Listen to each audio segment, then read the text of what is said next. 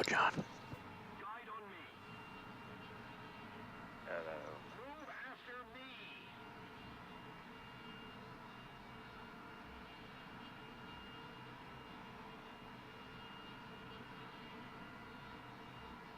Need cover.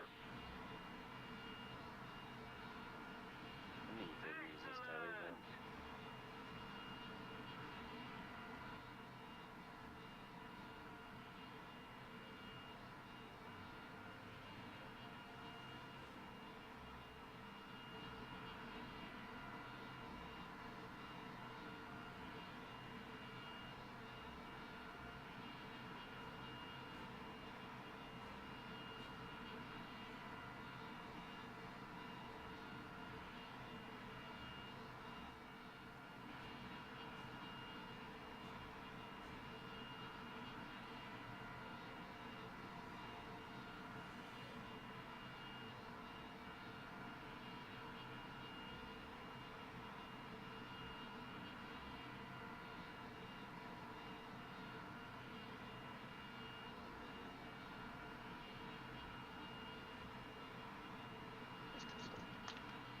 Let's keep the pressure on. Victory is close.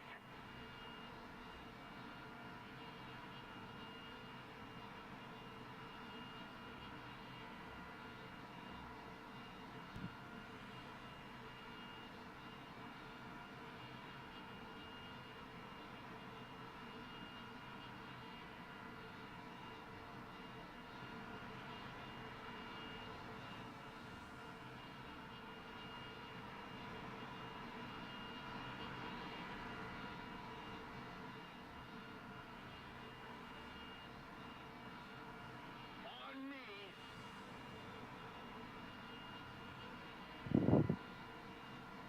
Attention to the map. Guide on me.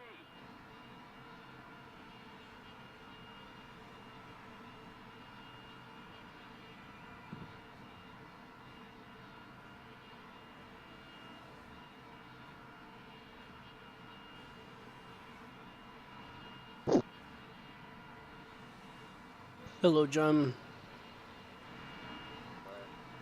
Fuck this stupid shoots. Returning to the base. On me. Move after me. How's it going?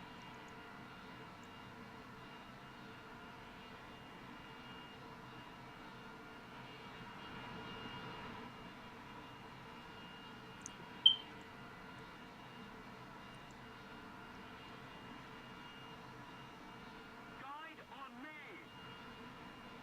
Yes. Heading to the base. Follow me.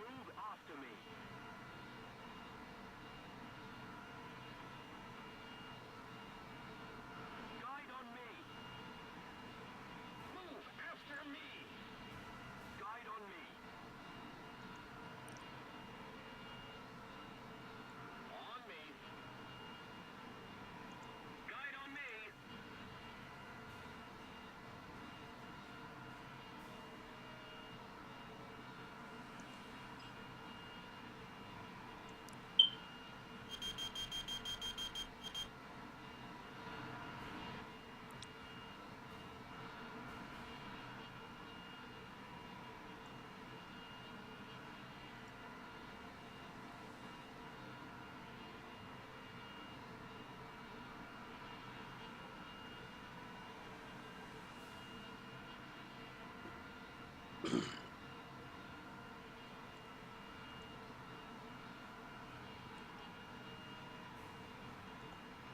more effort and victory will be ours.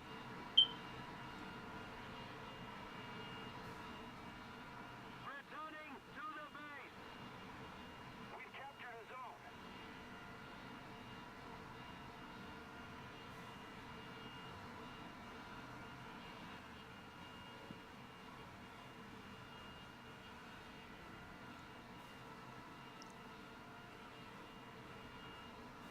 Attention to the designated grid zone.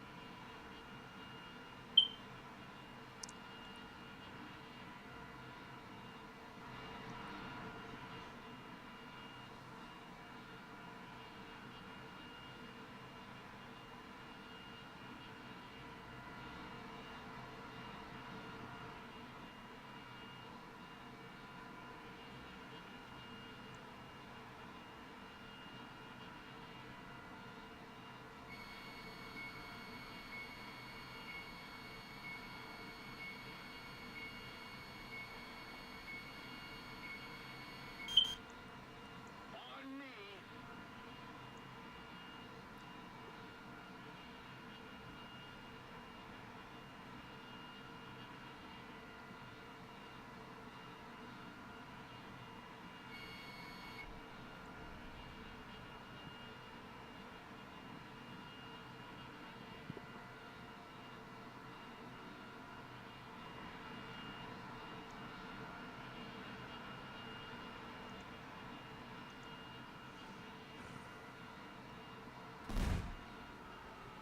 On me. Move after me.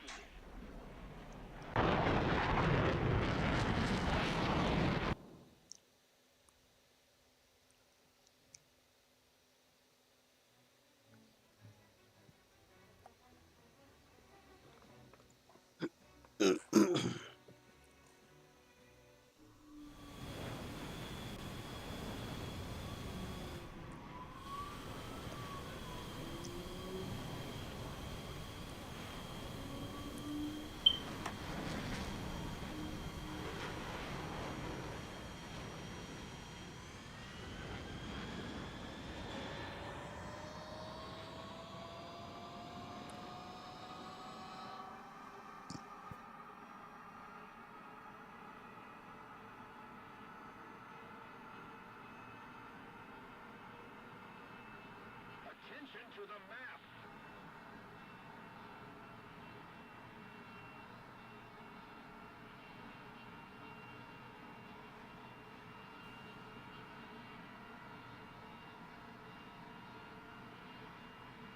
Bravo.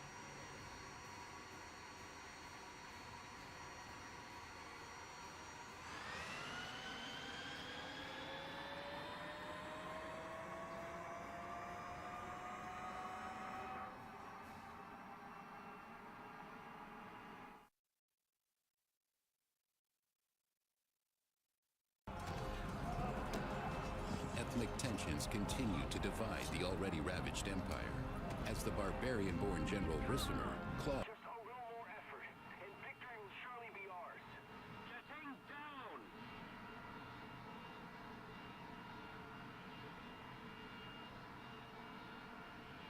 On me. Follow me!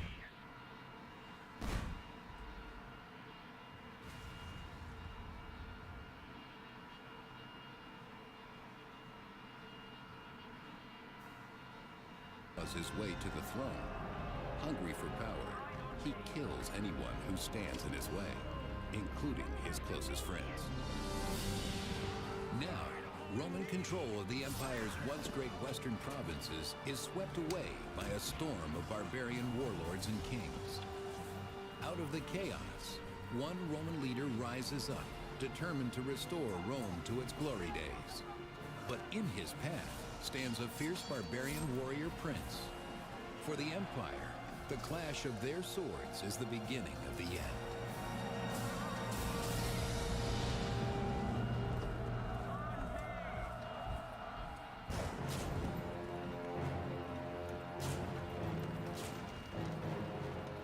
By the 5th century AD, after hundreds of years of constant warfare, the Western Roman Empire is a mere shadow of its former self. The empire was into full-blown crisis. There was increasing pressure from barbarians outside the empire who wanted to come into the empire. And above all, there was a tremendous financial pressure. The empire wasn't generating the revenues that allowed it to keep its military force strong and its infrastructure repaired. Without a well-armed military, Rome is powerless against one of the largest barbarian forces the empire has ever seen, the Huns, led by their ferocious leader Attila. 5th century chronicler Callinicus recounts their savagery. The barbarian Huns became so great that more than 100 cities were captured, and there were so many murders and bloodlettings that the dead could not be counted. The Huns, a nomadic tribe from the east, lay waste to what little is left of the empire. The fact is that there is no state in the West. The West has dissolved. The West has fallen apart. There are so many different entities, so many different armies, so many different powers that are vying for control, but there's no control. Though the eastern capital of Constantinople is able to survive the Hunnic invasions, the weaker Western Empire feels the brunt of their expansion and is forced to cede the Roman region of Pannonia to Attila the Hun.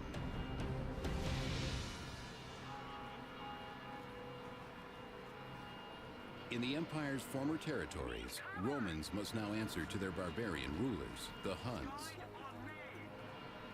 Romans and barbarians can identify each other by the way they speak, by the way they dress, by the way they smell, by the way they wear their hair. Even though by this time Romans and barbarians are really used to each other, I think it's fair to say that ethnic tensions have never gone away. But one Roman moves through the troubled society with ease and finds opportunity in Attila's new regime. His name is Flavius Orestes.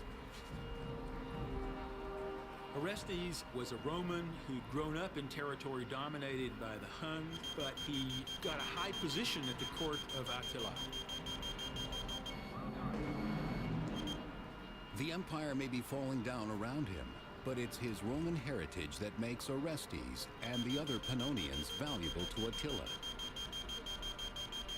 They're Roman because they talk like Romans, they walk like Romans, and there is still the cultural, the social, everything that makes up what a person is and does is still Roman, and that goes on for centuries.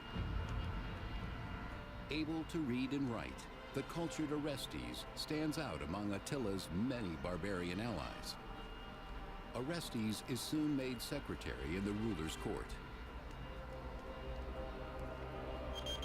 Orestes got to see how Attila had a real political vision, trying to merge the Huns with the Romans through marriage and political alliance to come up with a new empire there in the north.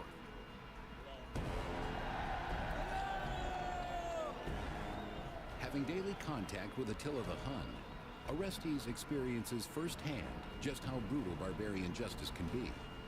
His Roman sensibilities are easily offended.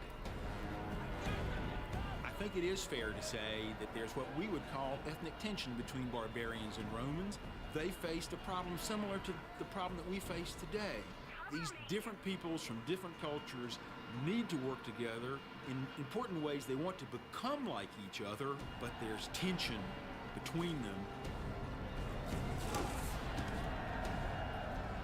Though Orestes is repulsed by the barbarians' blood sacrifice of their enemies, in Attila's power, Orestes finds the ambition for something more. Orestes, when he served in the court of Attila, was able to see how this leader was organizing a nation out of nothing. And I think Orestes, above all, would have learned that there was a real possibility of seeing a new kind of Roman world, one led by a king that melded barbarian and Roman strengths to restore the glory of Rome the way it had been at the time of the founders, the kings.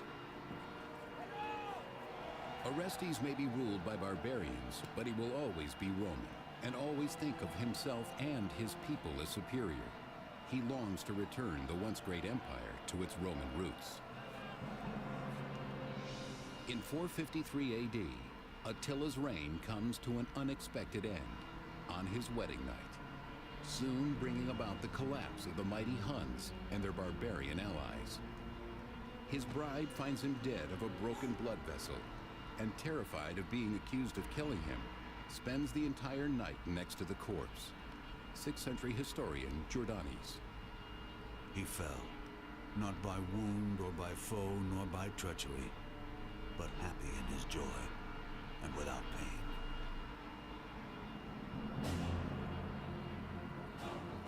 But the Huns' demise cannot save Rome.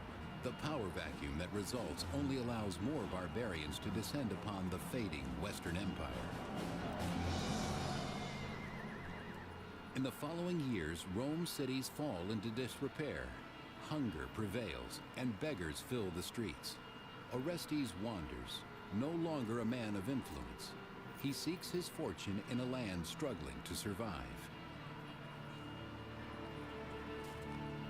The infrastructure seems to have crumbled in some cases fairly quickly. It varied from one region to another. Aqueducts, it's true, sort of perhaps fall into disrepair, and the quality of pottery, perhaps in some places, diminishes. It's all getting a bit more hectic. The street plans begin to change. The regular features break down. It is a time of diminished hope and starving children. The details of Orestes' travels are lost to us, but as a true Roman, he refuses to believe that the empire is beyond saving, that the humanity and civilization at its core cannot be brought back. He sets his sights on one day making his way to the city of Rome. The fact is that Rome fell physically far earlier than it fell psychologically. The idea that Rome could fall was difficult for many to accept, and many didn't accept it. They believed as long as there was an emperor on the throne, there was a Rome. As long as there were walls around the city, there was a Rome. As long as there was somebody who believed a Rome existed, the empire in fact existed. In the mid-5th century, after years of constant pressure from barbarian attacks, Rome is forced into a treaty with a powerful tribe called the Burgundians, granting them valuable Roman land in exchange for military service. Originally from Scandinavia, like many Germanic barbarians, the Burgundians are allowed to settle in southern Gaul. These territories on the periphery of Italy are the first to go. It's just very slowly, little bits and pieces are given away. In a way, it's kind of like if you think about your body. If you're out in the cold, your body is programmed to make sure that your brain and your sort of heart and whatever survive no matter what. So your fingers go first, your toes, your feet, your hands, and it's very much like the Roman Empire. In return for these land grants, the Burgundians must supply the empire with mercenary soldiers. But this treaty only furthers Rome's plight. When they give land to the barbarians, since land is a great source, perhaps the principal source of revenue, the more land they give away, the less money they have coming in. The less money they have coming in, the more land they have to give away in order to keep barbarian support, to keep the army strong. So it really is a vicious spiral that leads more and more to a financial crisis. The Burgundians' leader, Gundobad, is the son of a mighty chieftain. But as the empire grows weaker and more desperate for his tribe's many mercenaries, he is a powerful force in Rome as well.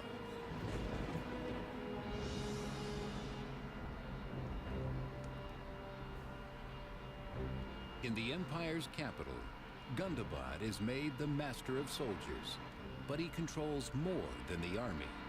He also chooses Rome's emperor, Glycerius. It's a choice made by Gundobad because Gundobad thought that he was a loyal figure. But it's clear that Glycerius must rule at the pleasure of Gundobad, and he must rely upon the support of Gundobad to do this effectively. The emperor's great throne room is filled with more barbarians than Romans. The Western Roman army at this point is overwhelmingly barbarian, if not entirely. It seems likely that there were still native Roman forces in there. But when we do hear of this army, it's an army that contains Turks and Germans and a range of other non-Romans. In charge of Glycerius's barbarian mercenaries is a barbarian warrior named Odovaker. Odovaker found a position in the Imperial Guard, close to the center of power, surely because he had a demonstrated military competence and real leadership ability. This is the Rome that Orestes encounters when he finally arrives after decades of travel. Upon first meeting Odovaker, he cannot know how deeply the empire has changed since its glory days.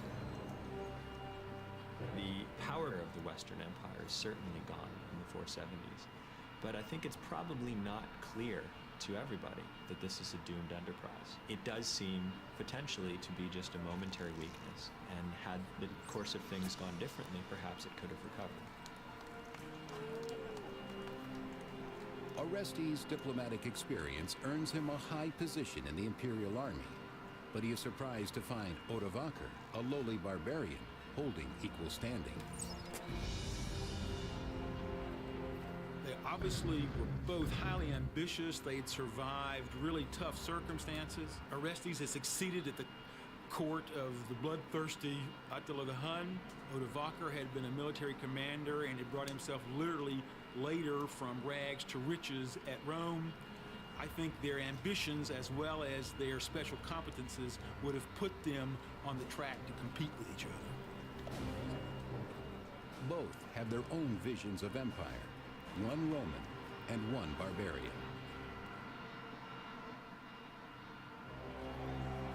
After spending years in the court of Attila the Hun, the Roman Orestes is made a general in the Roman army. But in Italy, he encounters an empire that's disintegrating and hardly Roman. Its power resides not in its emperor Glycerius, but in the barbarian generals Odovaker and the Burgundian chieftain Gundobad.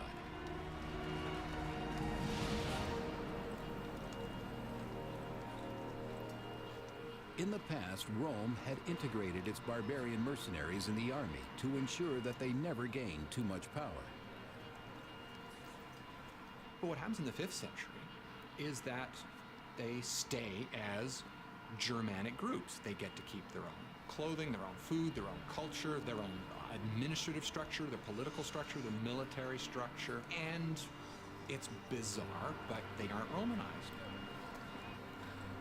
And now, Gundobad's warriors hold the same rank as their Roman peers and Emperor Glycerius's Roman army.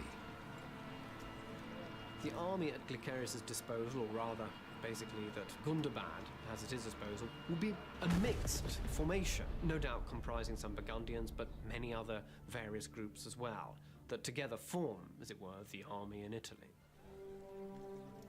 In the case of the Roman army, there seems to have definitely been tensions at times between barbarians who were serving and Romans who were serving, Romans who felt that because it was the Roman army that their leadership capabilities should be recognized, whereas barbarians should be disqualified because they were barbarians.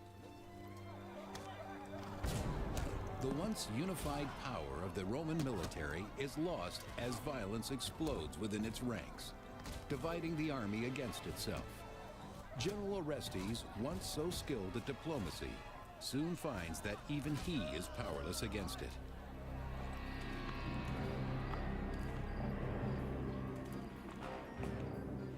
As Rome suffers greater losses against tribes like the Visigoths in Gaul, Roman soldiers must question the allegiance of their barbarian allies.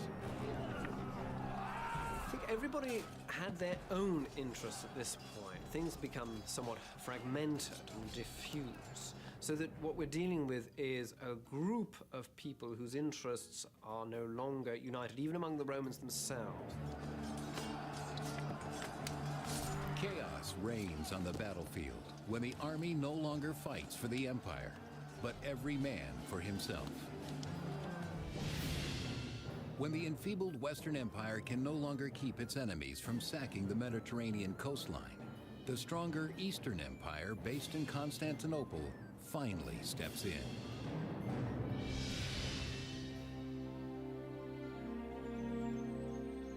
In the imperial palace, the aging Eastern Emperor Leo enjoys the security of his heavily fortified capital. The reality of the Roman Empire in the mid-5th century was that there was a distinct East and West. The reality was also that the East was prosperous, the West was not.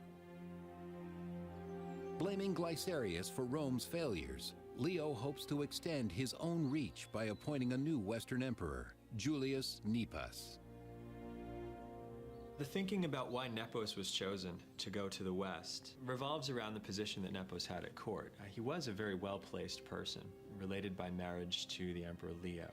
He was a figure who was suitable for leading an invasion to Italy.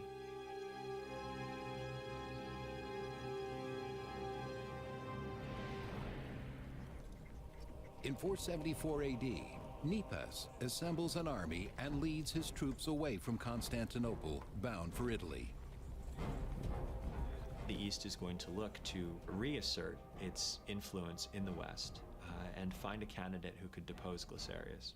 Its reaction is not a surprising one.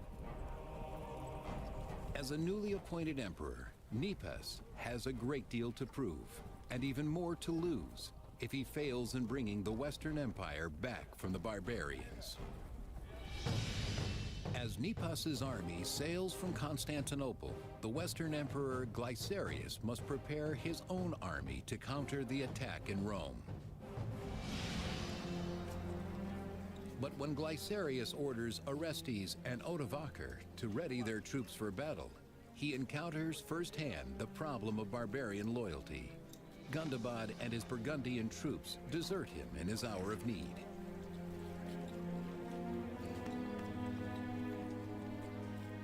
What happens is that Gundobad abandons his position to go back and become king of the Burgundians, which is clearly a lot more fun than being the generalissimo of Glycerius. The army, because it's not a Roman army in terms of its native background, has a different agenda and a different set of desires than perhaps a citizen militia would. Without his Burgundian support, even the armies of Odovaker and Orestes cannot save Glycerius from the invading forces of Nepos.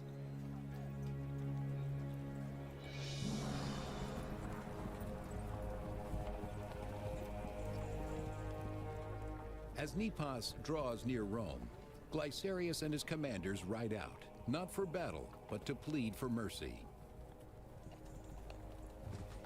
And so Glycerius found himself in a situation where he really couldn't expect military support either from hired barbarians or from his local troops. So when the Eastern Empire sent Nepos to take over, Glycerius made the only rational decision. He surrendered without a fight. Nepos, having come to Italy to violently unseat Glycerius, now spares the emperor's life. Nepos wanted the appearance of legitimacy, that he would become emperor with the backing of the Eastern emperor and the approval and agreement of the Western emperor, who would step down because he recognized that Nepos was the better man for the job. He orders Glycerius be made a bishop and sends him into exile far from Rome. In June 474 AD, when Nepos is crowned Western Emperor, he is lauded by Orestes and Odovaker. Being equally ambitious, both men transfer their loyalty to their new leader immediately. Orestes, being Roman, also has an idea that there is still a Rome, and he can still protect Rome. In the case of Odovaker, there seems to be a recognition that there is no more Rome. And so how it plays out is you've got two very capable men at the very moment in time when a decision is made whether Rome will cease to exist.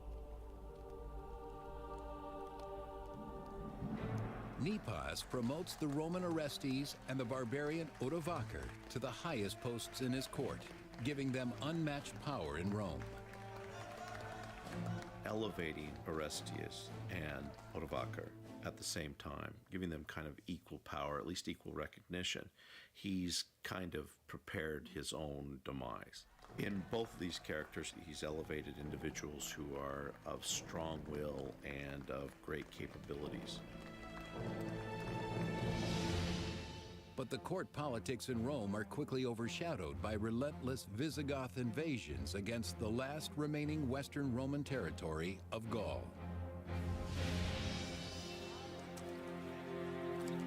At the height of the Roman Empire, this region, now known as Provence, France, was a prosperous community. But throughout the 470s, its people are subject to constant raids from the Visigoth barbarians and their king, Euric. The very ambitious Visigothic king, who was a real expansionist, decided that he was going to attack this area there in southern France that wasn't under his control. By this time, the Visigoths really did have an overwhelming force. And so it was simply part of the process by which Roman territory in Gaul was constantly shrinking until it was reduced to just a tiny slice along the coast of what is today southern France. The bloodthirsty Visigoth warriors lay waste to the villages of Provence, showing no mercy to the helpless Roman citizens.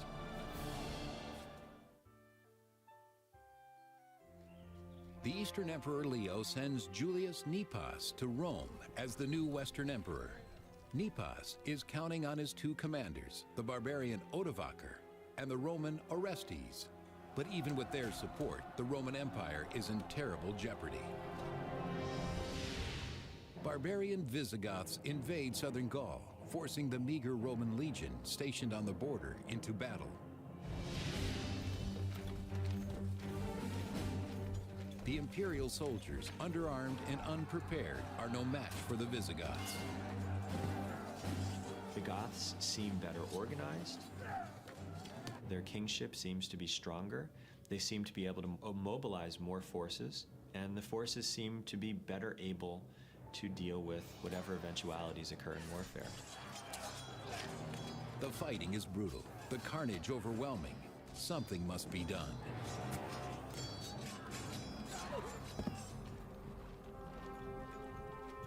Though the Roman commander Orestes is inexperienced in battle, Emperor Nepos sends him from Rome to Gaul with orders to drive the barbarians out.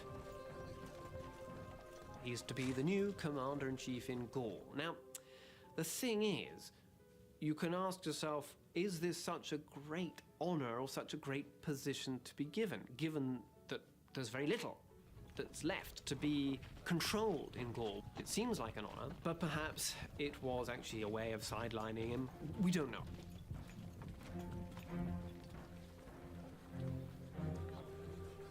But in his camp on the Italian border, the former diplomat Orestes tries his hand at military strategy, hoping to sideline Odovaker and the new emperor Nepos instead.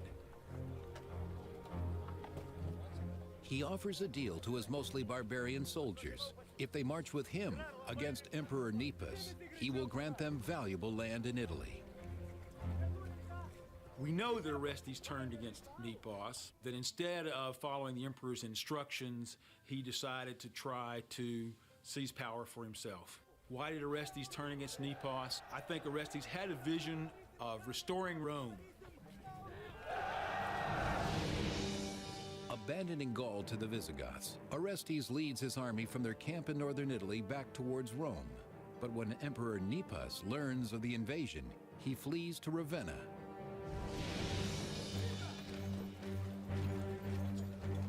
In August of 475 AD, Orestes marches into Ravenna and orders his troops to scour the city in search of the emperor. The barbarian soldiers go on a rampage, terrorizing the citizens and destroying property. I can only imagine that Orestes either thought that Nepos was selling out the Roman Empire to the barbarians, or that Orestes simply had this overwhelming ambition to capture the Roman Empire's leadership for himself. But even under the threat of death, no one reveals the emperor's hiding place. Emperor Nepos is forced to secretly escape the city, according to 6th century historian Jordanes. Nepos fled to Dalmatia, and, deprived of his power, he languished there as a private citizen, in the same city where the exiled Emperor Glycerius recently became bishop. Soon, Nepos is on his way out. He's exiled and will continue to be exiled, calling himself emperor until 480. And in fact, some historians give him sympathy as the last Roman emperor, but he's long since ceased to exist as an emperor.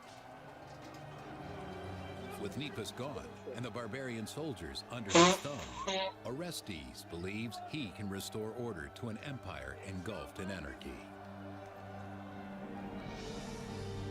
Hello? In a surprising turn, Orestes does not take the throne himself, but instead names his young son Romulus Augustulus emperor. Orestes decided that he, with his childhood having grown up among barbarians and his service at the Hunnic court, that maybe the Italian elite wouldn't want him, Orestes, as the emperor, but they would accept this pure Italian Romulus as their leader because it would appeal to their sense of tradition, no matter how empty in terms of power that feeling was now. The boy will remain in the well-protected city of Ravenna. He was protected by Paulus, his uncle. Romulus is still an adolescent and had not yet come to full maturity, hence his name Augustulus, or Little Augustus. Young Romulus is merely a puppet for his father.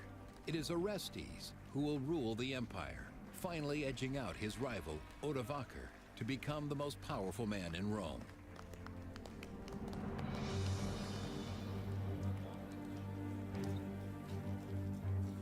Swollen with pride, Orestes ignores his debt to the barbarian soldiers. But after holding up their end of the deal, helping Orestes unseat Nepos, they demand their payment of land. These guys want to get settled on Italy, on Italian territory, on the land of Italian senators. And Orestes is enough of a Roman to know that this isn't going to fly. And so he says no. Orestes couldn't pay the soldiers. For the soldiers, the purpose of having an emperor was to pay them. And so when Orestes, the power behind the throne with his son on it, can't come up with the money that they want, or can't come up with the land that they demand, then there's only one answer. Get rid of that emperor and get somebody else who can get us what we want. With the help of his guards, Orestes is able to flee the chaos. But he underestimates the power of the barbarian army, now bent on revenge.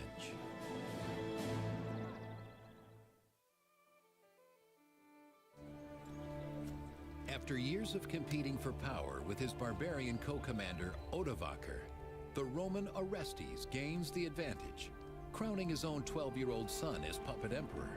But tensions rise as the barbarian army goes unpaid.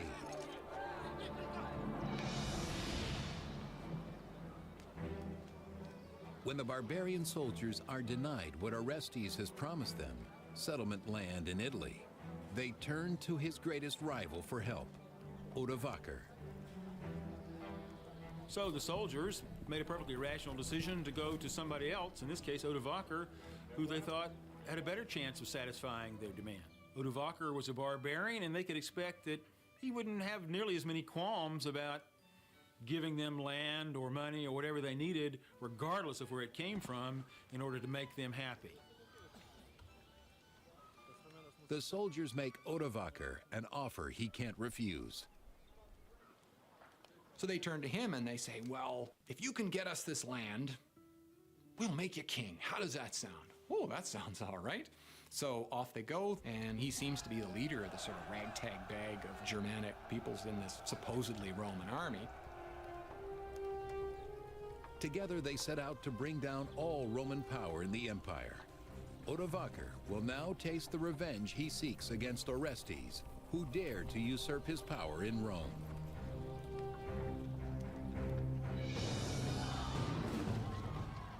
They immediately begin to raid the cities of Italy. The narration that we have of this talks about days and days of plundering, the wealthy being stripped of all of their money. After risking their lives for the sake of an empire they can't even call their own, the barbarian soldiers feel the time has come for Rome to pay in blood what they cannot pay in money and land. Pretend you're a soldier for them. Pretend that you have to live on the meager wages that you've got, and now you miss a payday. One payday, you may be able to make it. 2, 3, 4 paydays in a row, you're starving. Are you going to have much allegiance to the army that has left you starved?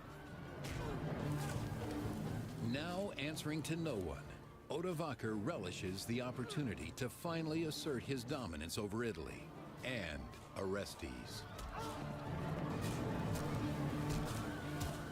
What we're talking about in 476 is not a war per se. There's no great battles, there's no sieges. You've got starving soldiers seeking to survive. And in order to survive, they will do whatever it takes to do so. Because they are trained to fight, they will put down anyone who encounters them. And riots and rampages and sackings and rapings take place. With Odovacar closing in, Orestes leaves his son, the young emperor Romulus, in Ravenna under the care of the boy's uncle Paulus, while Orestes escapes to Ticinium in northern Italy. Orestes is forced to seek refuge from Odoacer and his troops in Ticinium, which is modern Pavia. We're told by a text that the bishop of Pavia gives Orestes sanctuary in the city. But even the house of God cannot protect him from the barbarian forces. Orestes is forced to flee as Odovacar and his men ravage the church, desperate to root him out.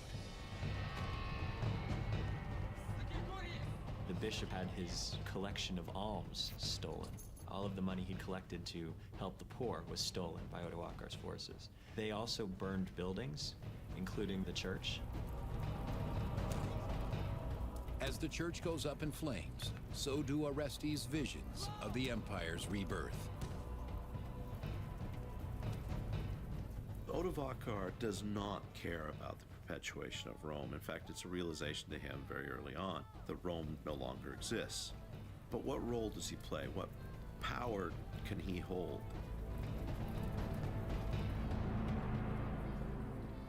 Orestes and his guards escape Ticinium, hoping to buy enough time to prepare for the certain face-off with Odovacar.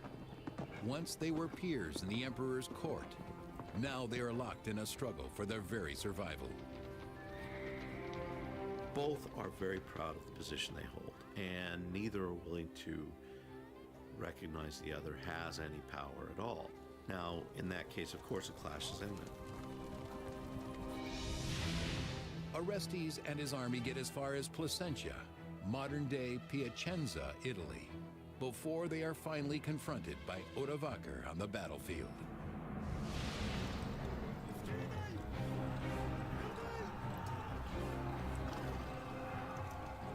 inexperienced Orestes has little chance against the savagery of Odovacar's barbarian troops.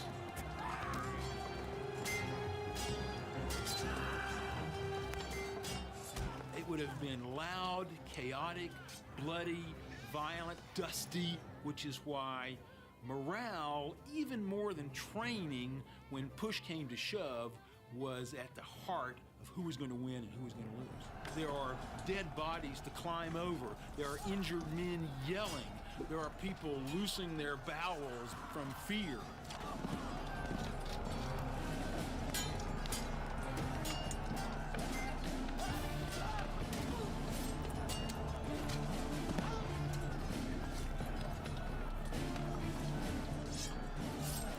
There was something still symbolic about the empire, as if the last few gasps of imperial power could be hung on to by someone who felt that the empire could be restored by them.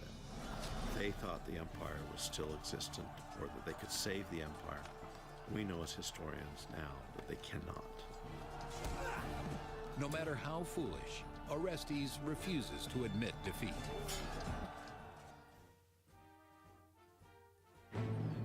When the Roman general Orestes breaks his promise of land to his barbarian troops, they launch a full-scale revolt led by Orestes' rival, the barbarian general Odovacar. Now fighting on a battlefield near Placentia, Italy, the two adversaries vie for supremacy, just as they once did in the emperor's throne room in Rome. Odovacar and Orestes are the two most important individuals in the West. On their shoulders lie the future of Rome, and one has to agree with the other. There has to be some compromise made. If not, there will be violence, and that's in fact what happens. It's a brutal fight to the death, and in the battle's end, just as in the empires, the Roman finally succumbs to the mightier barbarian. Exactly how I feel. What I want fucking done.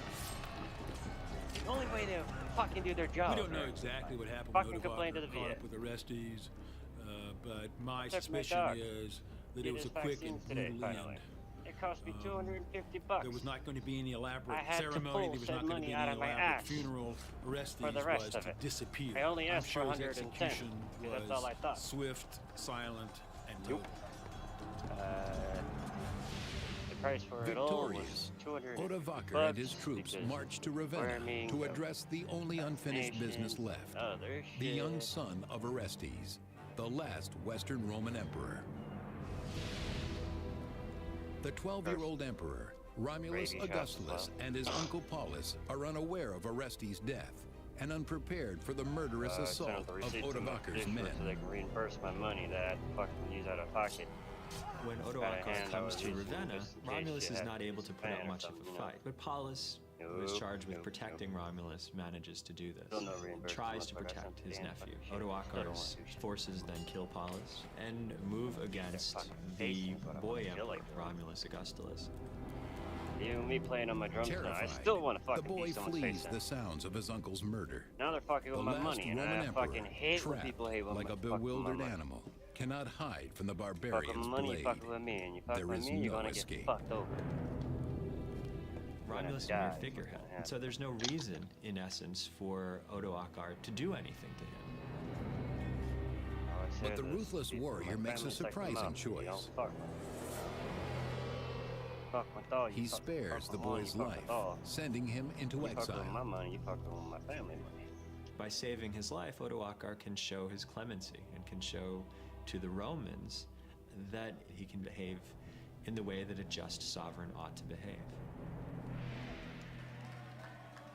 In the summer of 476 AD, Odovacar becomes Italy's first barbarian ruler. Odovacar is now king. Now, he's not king of Italy, he's not king of the Roman Empire, he's just king of these guys. This little motley band, whatever it was, making up the Roman army at this point. Odovacar is king, not emperor, because the Roman Empire is officially dead.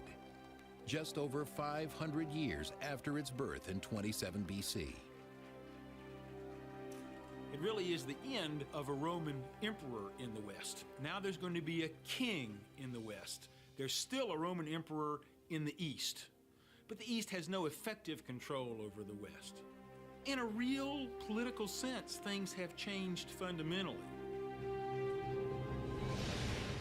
News of Rome's fall travels quickly to the new Eastern Emperor Zeno in Constantinople. The messengers arrive bearing the news the Eastern Empire has dreaded for years. They carry the last vestige of the boy emperor's imperial office. The last thing that Odoacer has Romulus Augustulus do before he formally steps down from the Roman throne is send an envoy on behalf of the Senate and the Emperor, conveying the ornaments of imperial authority to Constantinople, with the word that no emperor is needed in the West. With a barbarian king lording over Italy, the remaining symbols of Roman power are no longer needed.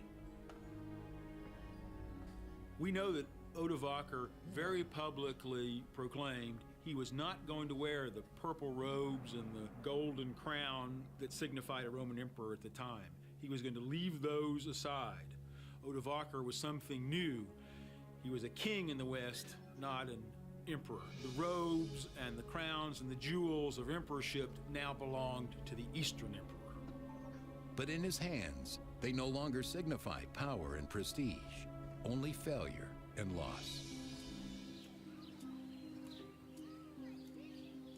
Back in Italy, the families of the barbarian soldiers are now finally granted the land they fought for. The West now lies completely in their hands. It's clear Odoacer did uphold what he had agreed to his soldiers. He kept his promise, he gave them what was due to them, and was a man of his word to those supporting him.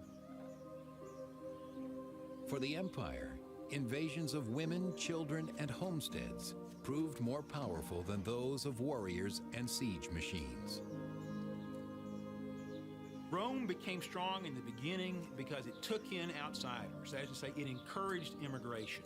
But in the end, when the barbarians came in numbers and wanted to be part of the Roman Empire, for complicated reasons, the Romans were unable to take them in the way that they had done before. This failure to make immigration a positive source of strength really was one of the principal reasons for the undoing of the Roman Empire.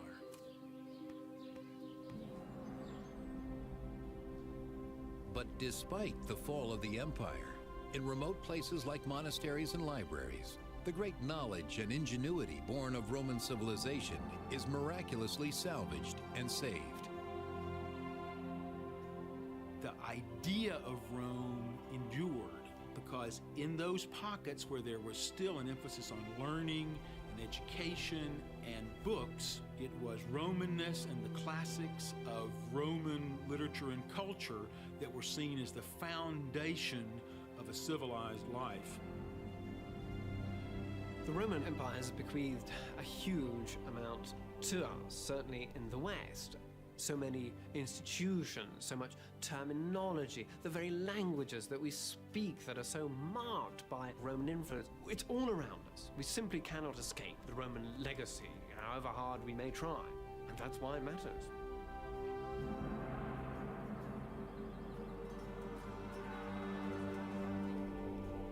From democracy to empire to its fall, Rome has inspired the Western world as we know it. Its civilization survived centuries of war, persecution, corruption, and plague, only to die quietly, slowly, at the hands of one barbarian soldier. There is a romanticism to caring about the fall of Rome, caring about the Roman Empire as a whole. I mean, it certainly was a very important part of the formation of the modern world. Well, let's face it, it has been around for 1,500 years. Why should we care any longer? And I think the answer is very simple on that.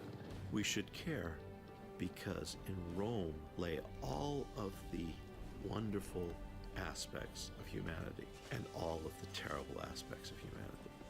And if we study those, we understand them. Perhaps we can repeat the good ones and not repeat the bad.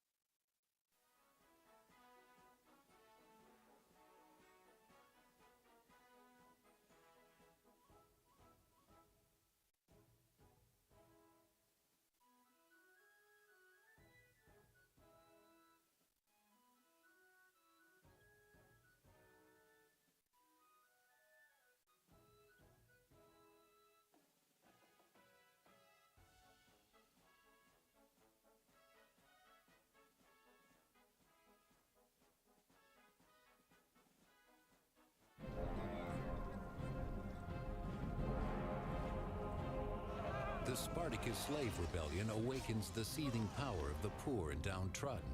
But ultimately, money still rules.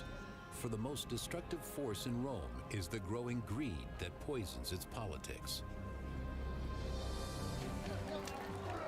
Now, the lust for power reaches a fever pitch as three men vie for absolute supremacy in the Roman Republic. Only one will emerge the victor, and to him go the spoils.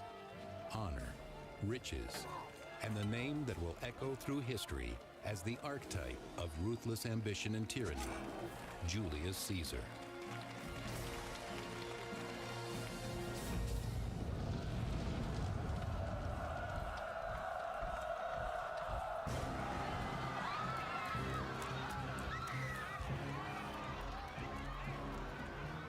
It is the middle of the 1st century BC, and democracy is breaking down in the Roman Republic. It is a time of riots and violent political upheaval. People saw blood and death every day. Murder was as important as the ballot box. Violence was not supposed to be the way that Romans decided the big political questions that set the course for the country. But violence breeds violence. And Rome had descended almost into a state of anarchy by Caesar's time. This is the troubled world in which young Julius Caesar grows up. By the age of 16, his father has died, and Caesar knows his life will be a struggle. Julius Caesar inherited that most distinguished family history a Roman could have. But by the time Julius Caesar was born in 100 BC, his family wasn't as rich and wasn't as powerful as legend said it ought to be. Julius Caesar wanted to restore to his family the glory and the leadership position that his family story said his ancestors had had. While still a teenager and sailing to study on the Isle of Rhodes, Caesar is kidnapped for ransom by notorious pirates. These were the biggest pirates and slave traders in the Mediterranean. So the pirates captured Caesar and held him ransom. It took a long time to raise the money, so Caesar spent a great deal of time in the pirates' camp. Holding his own against these murderers and thieves, young Caesar proves to be more than his captors bargained for. Caesar isn't your ordinary Roman. He's not going to be terrified. Pirates are the great threat to aristocratic society. So what Caesar is showing is that even when he's encountered this greatest of threats, he's risen above it. In the end, Caesar proves to be more than his captors. And held him ransom. It took a long time to raise the money, so Caesar spent a great deal of time in the pirates' camp. Holding his own against these murderers and thieves, young Caesar proves to be more than his captors bargained for. Caesar isn't your ordinary Roman. He's not going to be terrified. Pirates are the great threat to aristocratic society. So what Caesar is showing is that even when he's encountered this greatest of threats, he's risen above it. In the end, Caesar wins his freedom and the pirates are brought to Roman justice, crucified, and left for the carrion birds. Caesar matures, and by 65 BC, now an experienced soldier in his 30s, he is sent to the Roman province of Hispania to suppress a dangerous band of rebels.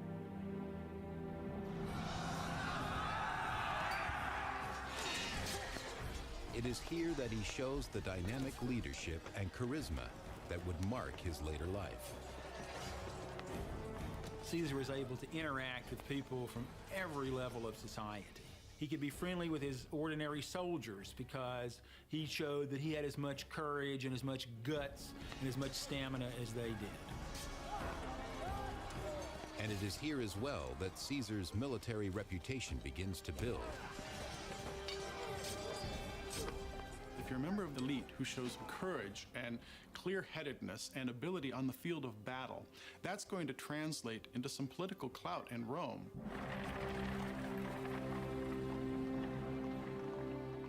Returning to Rome, Caesar enters politics, using his soaring popularity in an attempt to win the election for the office of consul. To be consul is to hold Rome's most prestigious position, and comes not only with the lucrative governorship of an entire Roman province, but the military command of the legions stationed there. Caesar is a natural politician. Julius Caesar was brilliant in his ability to relate to people, to make them like him. But he was also one of the greatest writers and one of the greatest public speakers. Julius Caesar could make you do what he thought you should do by giving you a speech. Among his admirers is Marcus Brutus, the child of his favorite mistress. He quickly becomes Caesar's loyal protege. Brutus is inspired by his mentor's populist campaign and will one day move into politics himself. Caesar's campaign for the office of consul wins him many supporters, but his appeal to the commoners of Rome and his campaign for change lose him the support of the conservative aristocrats. He sets himself up quite deliberately as a person who will try to change the system of government. And he's a real threat to conservatives because Caesar appears as somebody who stands for something new. He stands out in every way as their antithesis, and there's very little they can do about it. Still, even if Caesar is elected consul in Rome, the conservative senators can deny him the one thing he wants and needs the most: the governorship of the profitable province of Gaul. Caesar needed money badly. He was so far in debt that he had literally to run away from his creditors. All of Caesar's financial difficulties will be over if the Senate will grant him his wish for the province of Gaul. For Caesar, it was absolutely crucial to get Gaul assigned to him by the Senate as his province. If Caesar was successful in Gaul, he could make a lot of money from the enemies that he captured and sold into slavery and from the booty that he took. It is essential that Caesar win the election and the governorship of Gaul. He develops a plan to ensure this happens.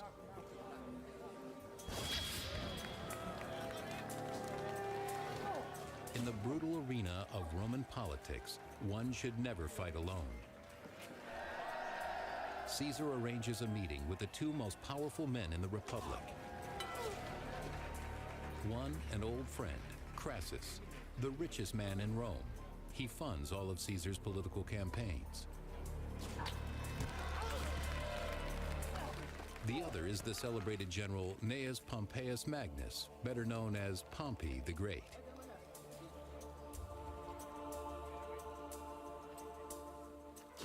Cunning as a gladiator in the arena, Caesar convinces Crassus and Pompey to work with him to win the election and control the Senate. Caesar really was the third man. He wasn't as distinguished as Pompey militarily, and he certainly wasn't as rich as Crassus. But Caesar had that glow, that aura, that charisma that nobody else had. This extraordinary alliance becomes known as the Triumvirate.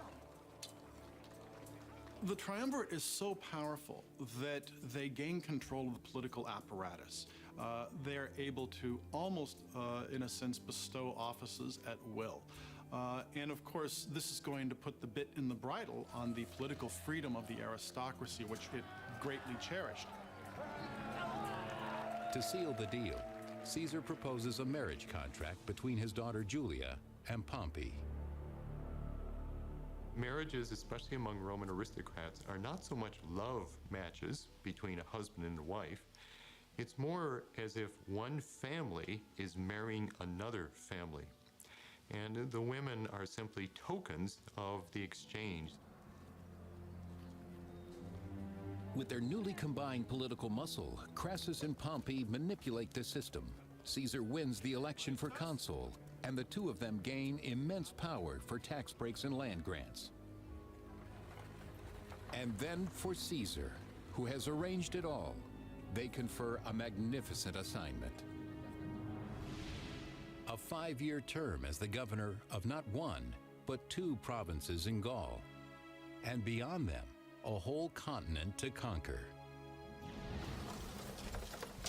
Caesar heads north in search of glory and gold.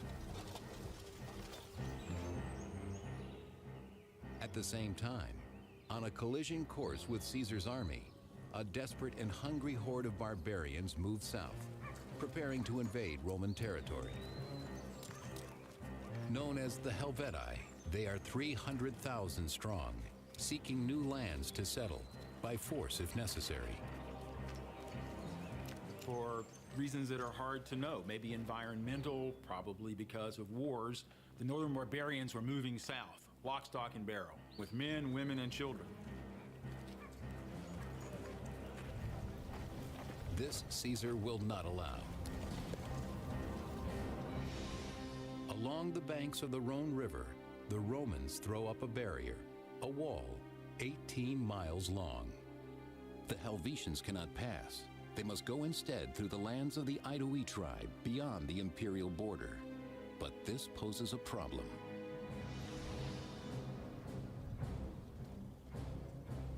Caesar has no authority to lead his army out of Roman territory.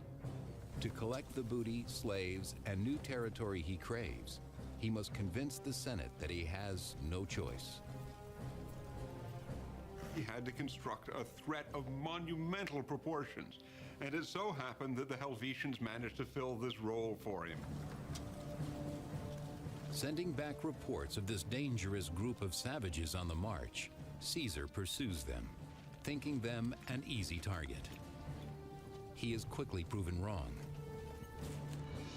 Without warning, the Helvetians melt back into the forest and ambush Caesar's rear guard. These groups had substantial military infrastructure, they had weaponry, they had military organization. They organized themselves into units that were ready to defend themselves. Despite the chaos of the moment, Caesar spots a superior battle position, a sloping hillside, where he arrays his troops. He understood how to put his men in a position where they were most likely to succeed. He also took very few risks. He had a tendency to stake out bold positions, but always positions where the enemy would be at a disadvantage in responding to him. Sure that their overwhelming numbers will carry the day, the Helvetians rush headlong towards the Roman hill. Caesar himself describes the battle. From our commanding position, the troops easily broke the enemy's phalanx. With a single spear, my men could pin together the Gauls' overlapping shields, forcing them to drop them. Then we drew swords and charged.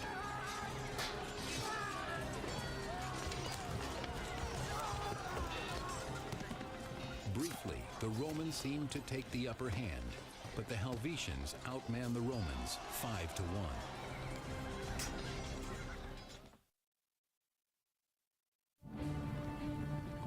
In 58 BC, the Helvetians, a violent barbarian horde, turn the tables on the Romans. They ambush their rear guard, forcing Caesar to fight. Terror sweeps through the Roman ranks as the barbarians attack. They're already taller than the Romans, yelling at their top of their lungs, ready to charge in a mass, seemingly in a frenzy.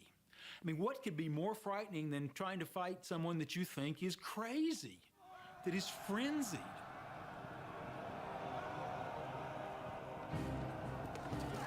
Though horribly outnumbered, the Romans command the superior position. As the battle slowly shifts in their favor, they take no quarter, killing Helvetians as if they would wipe them from the face of the earth. Genocide is probably acceptable at this point, and even preferable, because do you really want, how many would it be, possibly 200, 300, 400, 500,000 Germans in Italy after the revolt of Spartacus, after we've seen what slave populations en masse can do to Italy? The better technique is simply to exterminate them.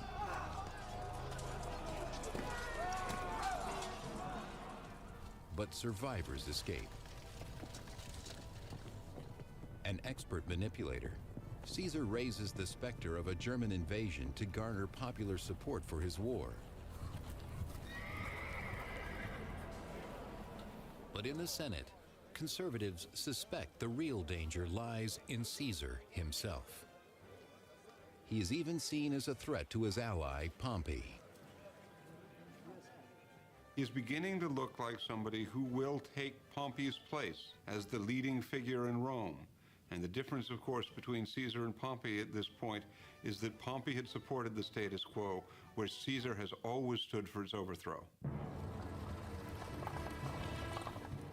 Tension fills the city. The conservatives try to convince Pompey to break with Caesar. Too late. His new wife, Caesar's daughter, Julia, has completely beguiled the great general. Pompey was so in love with his teenage bride that he began neglecting politics so he could spend all his time with her. Pompey took his teenage love on constant tours to visit all the most beautiful gardens and parks in Italy. Pompey's generosity to Caesar even includes a member of his extended family. His protege, Marcus Brutus. As a favor, Pompey grants Brutus a lucrative post in one of the eastern provinces, allowing the young noble to rise in the political ranks, just like his mentor. With Pompey protecting Caesar's interests in Rome, Caesar turns his attention to rumors of invasion from the Gallic kingdom of Idoe.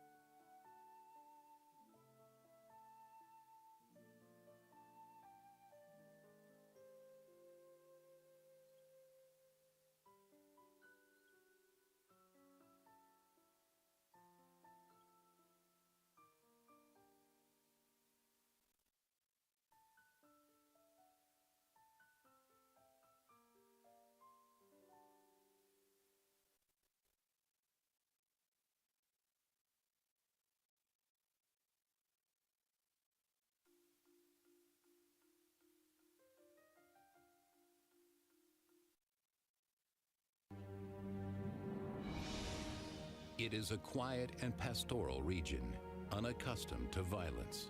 Idoe.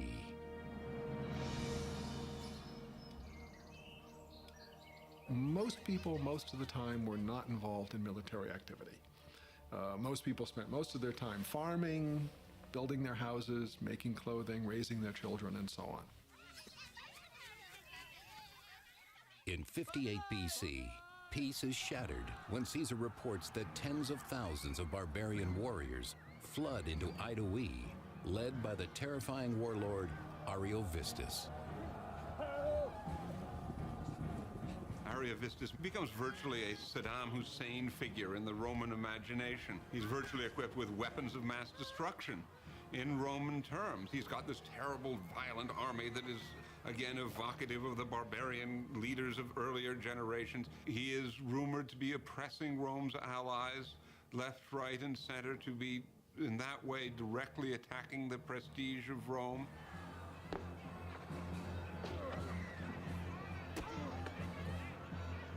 Such aggression, according to Caesar, must not be tolerated.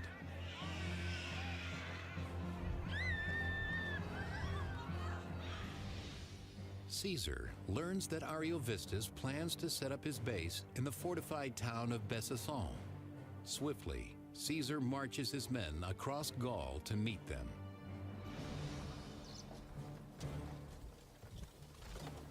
The renowned classical biographer Plutarch.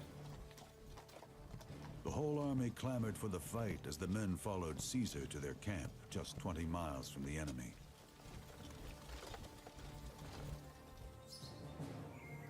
With the Roman legions closing in, the barbarians looked to their pagan gods for guidance. The German army of Ariovistus, like every ancient army, had priests and seers and shamans, in this case women, who were believed to have the ability to communicate with the gods.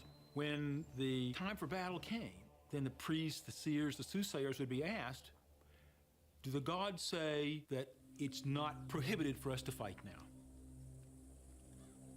Weapons, water, the movement of the stars, all may bear messages from the gods. Through their totems, the soothsayers divine that Ariovistus will not win if he fights before the new moon. He must not move until then. It is the kind of intelligence upon which whole battles hinge, and it finds its way to Caesar's ear. Ancient peoples took these difficult to understand messages from the gods very, very seriously. Caesar knows that if he can force the barbarians into battle when they think the gods are telling them not to fight, that he will have a great psychological advantage. With the gods themselves seeming to lay his path, Caesar seizes the moment. Caesar sends his forces right up to the German fortification, threatening them and shaming them, and forcing, finally, against his will, Ariovistus to bring his troops out when they're going to be fighting with this dread in the back of their minds.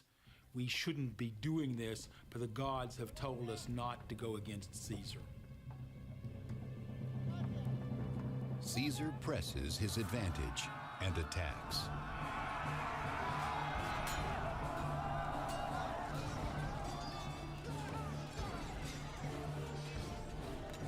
Caesar has no compunction about getting rid of vast numbers of people. So in the battle with Ariovistus, he boasts that he killed 80,000 Germans, including 2 of his wives and 1 of Ariovistus's daughters. The other one he captured. Ariovistus himself manages to escape and flees to Germany, leaving Caesar as the new master of Gaul.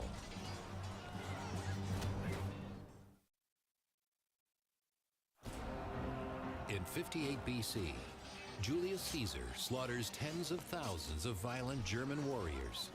Their leader, Ariovistus, flees in dishonor, releasing the Germans' hold on Gaul.